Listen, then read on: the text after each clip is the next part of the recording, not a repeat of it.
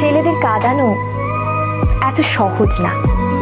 একটা ছেলে রাস্তাঘাটে মার খেয়ে পড়ে থাকলেও সে কাঁদে না।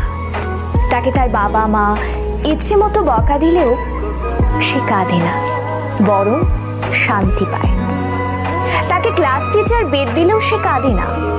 তাকে তার প্রিয়জন রাগ অভিমান করে যদি একটা থাপ্পড় দেয় তবুও সে কাঁদে না, বরং সেই থাপ্পড়ে সে ভালোবাসা খুঁজে নেয়। এক কথায় বলতে গেলে ছেলেরা কাঁদেই না।